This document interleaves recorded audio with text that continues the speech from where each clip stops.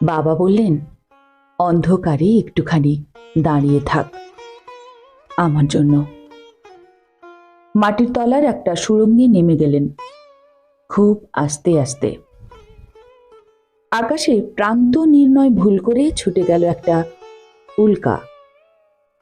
বন্দরে একটাও জাহাজ নেই। রাস্তাগুলো দুলে ওঠে। কি যে হলো, বুঝতে বুঝতেই কেটে গেল আরো 19টা বছর। এর মধ্যে কত হুড়োহুড়ি, কত মধুলোভীদের সঙ্গে ঘুরপাক। বাবা বাবা, বোতাম বোতাম মাশরুম খুব ইচ্ছে করে বাবাকে খাওয়াতে, আর রুমালি রুটি। অন্তত একবার কাস্পিয়ান হ্রদের মাছের ডিম। ইচ্ছে করে একটা বারান্দাওয়ালা ঘর উপহার দিতে। বাবার থেকে এখন আমি বয়সে অনেক বড়। আমার 21টা হাত, 3টে চোখ। প্রতিদিন 700 দরজা পেরিয়ে যাই। শ্যামপুকুর দিয়ে হেঁটে যাচ্ছেন আমার অল্প বয়সী বাবা। বলে উঠি, সাবধানে যাও, গাড়ি চাপা পড়বে যে, ফুটপাথে ওঠো। পাঞ্জাবিতে বগলের নিচে ফুটো। আমার পাঞ্জাবি লাগবে না বাবার গায়ে। একটাও 10তলা বাড়ি দেখেননি।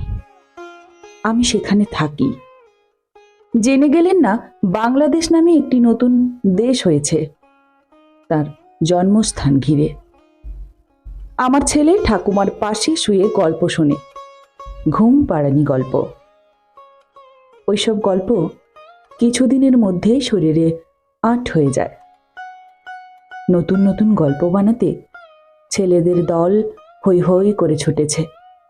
বিমানে একটা বিন্দু হয়ে মিলিয়ে যাচ্ছে আকাশে। আমি যতদিন বাবার ছেলে ছিলাম তার চেয়ে বেশি দিন নিজেই বাবা। আমার বুকের সব রোম পাকা। সকালবেলা কাস্তে কাস্তেই লক্ষ্য করি রক্ত পড়ছে কিনা। বাবা ছবি হয়ে থেমে আছেন। নিজের থেকে কম বয়সী কারুকে কি বাবা বলে ডাকা যায়? তবু দেখতে পাই মাঝে মাঝে। আমি চেয়ে থাকি স্নেহের দৃষ্টিতে। তার ঘাম ভেজা মুখ, পরিক্রমা ক্লান্ত পা। কিছু দিতে ইচ্ছে হয়, যা যা পাননি। আমার ছেলের কাছ থেকে কিছু নেবার আগের মুহূর্তে একবার আমার হাত কাঁপে।